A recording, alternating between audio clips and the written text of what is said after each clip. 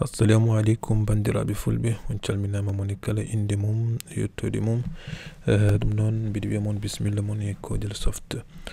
Eɗen jokka golle e ko mbaɗannoɗen ko e kutorgal Microsoft Word 2010. Vidéo ji ɓennuɗi ɗi en kalino kala ko fati e mise en forme, ko ɗum woni ko mbannoɗen vidéo jawtudiɗo o. Ha joni eɗen jokkita tan e mise en forme e nder onglet biyeteɗo Accueil. Donc eɗen mbawi fuɗɗade, eɗen mbawi wadde fermer ngol ɗerwol et puis guddir hen ɗerwol men liggoton ɗen ngol. Donc gonɗen ngol ɗerwol, bon so tawi no jirron ɗo ni tan en mbaɗa ɗo yimɓe liggotono. Donc ɗum la semaine ɓennuɗo o en mbaɗino kala ko fati mise en forme titonde, c'est-à-dire en jino hol ɓeydirten mawninde bindol, holno dokkirten holno mbatten hen appliqué couleur, et puis so tawi eɗen jogui cifti kewɗi holno mbaɗirten espace hakkude cifti ɗi, holno cerdirten cifti ɗi. Donc ɗum fo en jino ɗum, en jigan holno baylirten mbadi bindol ngol, ɗo en dokkino ɗum real. Hande noon eɗen jogui paragraphe goɗɗo, eɗen jogui kadi titonde ɗiɗo nde wonde, ndeɗo titonde eɗen jiiɗi wadde hen mise en forme hene ndeɗo titonde nde bannoɗen mise en forme e vidéo jawtudiɗo o. Kadi eɗen jogui oɗo paragraphe eɗen jiiɗi kadi wadde même mise en forme hene mo bannoɗen gonɗo ga o. Donc hande kollami mon ko holno mbawirton wadde reproduire mise en forme déjà mo mbaɗɗon pour mbawen évide wattude procédure bannoɗen o foof. Ɗum noon en waɗi ɗo kaɓirgal gotal ngal ɗo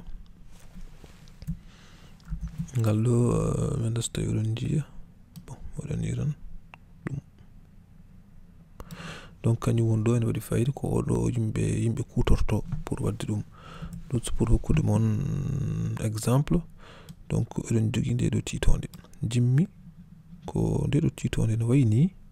ko ndeɗo titonde kañumne waya noon. Ɗum noon pour wadde ɗum en mbaɗat sélectionné ndeɗo titonde, walla mbaɗon tan sélectionné helmere wonde e nder ndeɗo titonde, helmere wotere garon mbaɗon cliquer ɗo ko kollumon joni ko jimi waɗi hen cliquer. Donc son mbaɗi hen cliquer tan garon to jiɗɗon wadde appliqué mise en forme ɗo, par exemple ko ndeɗo titonde. Donc mi ara tan ha to fuɗɗiri ɗo, mi waɗa cliquer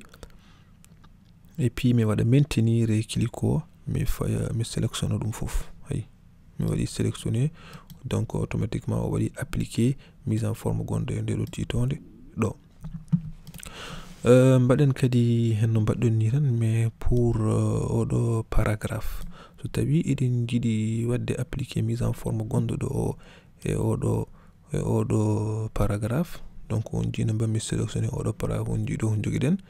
mbaɗi bindi ɗiɗo ko time new roman ene serti ɗo. Donc on jii so mbaɗi sélectionné ɗo joguiɗen ko Arial, et puis kadi taille o kadi ɗo kadi ko 11 ɗo noon. So tawi en mbaɗini on jiiɗo ko time roman e taille o ko 12. ɗum noon jimmi ko waɗo jimmi ko oɗo o jimmi ko ɗo wayno o ni, wayno oɗo ni. Pour wadde ɗum en mbaɗa sélectionné tan oɗo, en mbaɗa sélectionné oɗo paragraphe, et puis garen kadi mbaɗen no mbaɗen joni ni, mbaɗon hen cliquer, et puis garon ha to jiɗɗon wadde appliqué mise en forme o, mbaɗon sélectionné kañum foof. Hay on ji so tawi on mbaɗi sélectionné kañum foof, on mbaɗi sélectionné kañum foof tan, bon wadde ɗo sélectionné on mbaɗata attends mi rafto, par ce que on waɗi sélectionné haɗa mon hutorade kadi façon ngaji goɗɗi wadde sélection. Donc mi waɗat sélectionné ɗo foof, mi ara mi clique ɗo, mi ara mi yaha to bindol ngol fuɗɗi, mi ñoƴƴa hen waɗi erreur, mi sélectionne ɗo foof, mi ara ha ɗo, mi ara ha to bindol ngol fuɗɗi ɗo, mi waɗa clique, mais mi waɗa maintenir clique am o, et puis mi faya banggue ñaamo. Ay so mi yettima ha to bindol ngol haaji ɗo, ha to jimmi sélection haɗa ɗo tan mi laasa souris o. ay ɗo waɗat appliquer même mise en forme gonɗo oɗo paragraphe ko ɗum o applique ɗo. Donc ɗum ɗo ene waɗi fayida surtout ma won mon éviter perdre beaucoup de temps. Hande noon ɓeydata hen ɗum ko woni ɗo ko men nastuɗon je mi hollu mon hande ko batten. Donc batten ko ɗum ɗo voilà. Bon oɗo en jino ɗum, oɗo en jino, donc kolla mon ko o e o e oɗo e oɗo a. Donc honno mbawi ton hutorade ɗum. Pour hokkude mon exemple mbaɗen sélectionné ngol bindol fof no wodi ngol bindol on jimi waɗi sélectionné ngol bindol so tawi mi waɗi cliquer e ABC baɗaɗo ɗo baari o automatiquement o barat cifti ɗi fo o barat. Donc so tawi oɗon jogui texte oɗon mbaɗa corriger oɗon jiɗi barde woni bindi ko ɗum ɗo mbatton on mbaɗa ɗum sélectionné et puis clique on ɗo automatiquement waɗa ɗum baari. So jiɗi bartu ɗum on mbaɗat hen cliquer tan o barta. Donc dewe joni jimiran min ko oɗo ligne jimiran ko barde oɗo ligne mi ara mbaɗa ni ay o baari ni kam ligne o so mi waɗi hen cliquer tan o barta ɗum. Donc maintenant oɗo holno utilise ten o x en waɗi deyel toxe less ɗum noon en garat ɗo pour ɗum. Donc imaginons mi hokka mi waɗa ɗo hash waɗa majuscule. Pour wadde majuscule en waɗi touche bi touche goto ni wiye vers point majuscule nan dow kañum woni dow shift o on mbaɗat hen cliquer. On certain ordinateur mon ji en waɗi témoin on wala lampe tan huɓat lumière tan huɓɓa en waɗa a ɗum firti ko gonɗon koye majuscule won hen noon on mbaɗat cliquer tan e shift touche gonɗo dow shift o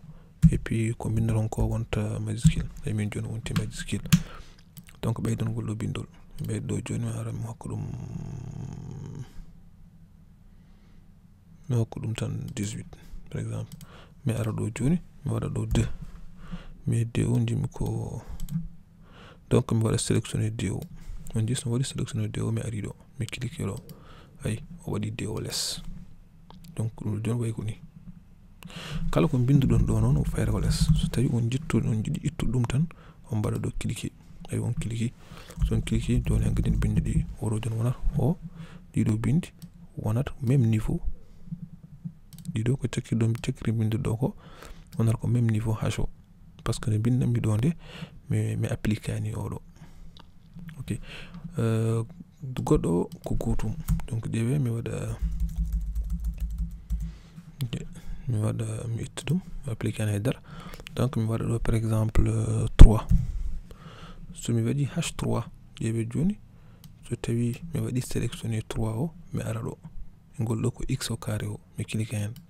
ay 3 o fayi dow anani ay 3 o fayi dow sen gussi bindugol tan mon jeeyi ay ɗo joni ko hash 3 koni sifori hash 3 bon ɗum ne weeɓi no feewi ɗum ne weeɓi ha may. Donc ko faari oɗo o eɗen jogui nde ɗo titonde donc mbaɗen sélectionné nde ɗo titonde et puis garen ɗo so andi ɗo ne heewi oɗo joni hokki façon ngaji kewɗi en jogui a e couleur aji kewɗi kadi ɗo on mbaɗat choisir couleur mo beela ɗon ay nde bandumi choisir couleur beela on jii o change bindi ɗi maintenant so ɗon jii hen changement o ɗi gonti noir et puis en wayi beelu seeɗe. Donc so tawi on jiɗi change kadi on clique hen tan ɗo hankadi ni ko onon tan pijirte hen no jiɗirɗon ni en waɗi ombre taw jiɗɗon ko yo waɗ ombre ay ɗo joni waɗi ombre externe waɗi ombre interne. So tawi en mbaɗi choisir ombre externe o ombre boowal o ay no sifori koni o waɗat ko ombre externe oɗon mbawi kadi wadde ombre interne no jiɗirɗon ni dal ɗo no weeɓi on clique hen tan mbaɗon choisir no jiɗirɗon ni. Donc eɗen mbawi wadde ko garten to gonoɗen ɗo. Donc oɗo holno mbawirten hutorade ngal ɗum ɗo ko woni ɗo ko en waɗi AB en waɗi couleur ɗi so mi waɗi hen cliquer flèche gonɗo ɗo o hokkat kam couleur aji kewɗi mais so mi waɗi choisir couleur haydara watta appliqué c'est normal ɗo joni hokkat kam tan ngol wayɗo no crayon ni so mi waɗi hen ni on jii o waɗat souligné no wiyatno o waɗat bampo o waɗat ɗum souligné boy mi andani no wiyete o waɗat hen ɗum ɗo wayno background ni o waɗa couleur bindi ɗi o fawɗum e dow couleur o donc ƴeewe so tawi joni en garti hen walla mo kadi façon goɗɗo no mbawi ton kadi hutorade ɗum ƴeewe ngol ɗo bindol mi waɗi sélectionné tan ngol ɗo ciftol donc somi ari ɗo joni mi waɗi choisir couleur mo jimmi o jii c'est-à-dire o waɗi souligné ɗum ɗo ɗum foof o hokki ɗum background ligne o sifto o hokki ɗum background couleur gris donc ɗon ne wawi so tawi oɗon jogui hunde ko watte corrigé oɗon jogui texte walla CV ko neɗɗo neldi mon yo mbaɗa ɗum corrigé donc pour oɗon mbawi comme no utilisir ton tan photo tan oɗon mbara bindi ni oɗon mbaɗa hen couleur aji oɗon mbawi hutoraji ɗum ɗo c'est à dire dokkon mbiyon joni par exemple ngol ɗo bon ɗo cikkumi ɗo fewani ɗum noon wadde mi waɗa hen couleur pour hollude waji o ko ɗo mbimi ko fewani koko ɗo woni walla ko pewnumi ko ɓeydumi hen ko ɗum ɗo joni wawi en wawi nafde mon donc ko ɗum ɗo on mbaɗat sélectionné tan mbaɗon cliquer ɗo et puis mbaɗon choisir couleur mo jiɗɗon donc ɗum ɗon ene weeɓi ɗum ɗo en jiino o hokkata ko couleur comme ni différence hakkude oɗo e oɗo différence o ene tengtidi son ƴeewi ɗo on jii ɗo bindi ɗi tan hokkata couleur ɗo noon comme si o waɗat couleur background c'est à dire o waɗa couleur o fawa bindi ɗi e dow couleur o ayi ngol ɗo ciftol fo joni o waɗi couleur mais o créate couleur o fawa bindi ɗi dow mum nani o comme andumo background ni donc ɗum ɗo en jii ɗum e ɗo en jii ɗiɗo en jii en gartata hen e ɗum ɗo oɗo joni ko won ɗo ko so tawi en mbaɗi hen cliquer on jii hokka men kadi couleur aji kadi kewɗi tem on jii to curseur o wonno ɗo tan kala to mbaɗɗon curseur o so tawi on cliquer ɗo e couleur on jii o hokka ɗum background o crée couleur o fawa hen bindi ayi o change ɗo mbiɗa wawi changer kadi couleur o kadi hokka couleur goɗɗo mo hokka mon joni yeeru ƴeewe joni mi waɗa sélectionné mi waɗa sélectionné oɗo paragraphe of ɗo donc mi ara ɗo mi waɗa sélectionné mi clique e ngel ɗo flèche donc mi ara mi waɗa choisir couleur mo jimmi ayi ɗo joni on jii o hokkat background on jii ɗo foof o waɗi couleur less o fawa hen bindi ɗi donc ɗum ɗon ko ɗum nafara oɗo ko ɗum nafara donc cikkumi on jii holko serndi utilisation oɗo e utilisation oɗo joni o waɗat background e oɗo kañum hokkat tan ko bindol ngol o changeat ko couleur bindol ngol e oɗo kañum ni o waɗat background mais ciftol taw koye ciftol par exemple la preuve mo hokka mon ɗo joni yeru goɗɗo pour oɗon eno bannoɗen o on jii mi waɗi sélectionné ngol ɗo bindol foof mi ara ɗo mi waɗa sélectionné mboɗa ni on jii ɗo joni o naggat cifti ɗi wata waɗa koye cifti ɗi hokka couleur o tello hokka couleur o kañum ko noon so tawi joni en gari to no bannoɗen goɗɗo to woni donc garen ɗo e oɗo joni en mbaɗi sélectionné en gari ɗo mi waɗani on jii joni holla remarque mbawɗon wadde ƴeewe nde wonno ɗo ɓuuri labtinade nde wonno ɗo hakkude cifti ɗi en waɗi espace hay kanko kala bindol kala ciftol o waɗa couleur o fawa hen bindi ɗi hay espace o memani ɗum espace o nde wanno bindol ala hen o waɗani hen couleur hay ɗo nde wanno ala espace par ce que en jiyata espace ko cifti ɗi koko picci hakkude ciftol e ciftol foof ala espace ko ɗum waɗi en jiyani espace o hay ɗo nde wanno ne laaɓi hay ɗo joni o waɗani hen couleur ɗo waɗani hen couleur ko hakkunde ciftude o waɗani hen couleur et donc ne sirte oɗo ay on waɗi espace kono kanko o waɗat ko background fof ciftuɗi no wonirni o waɗa couleur o fawa dow hen donc oɗo kutorgol oɗo ene sirti e kutorgol oɗo badduɗo aabi e couleur o cikkumi en kana ɗo vidéo o mbasen dumnade hen et puis semaine goɗɗo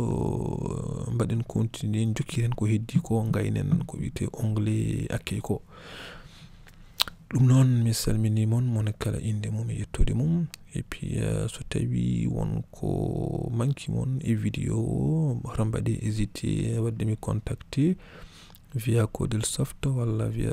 DFK page Facebook DFK ɗum noon on calminama mon kala inde mum e yettode mum merci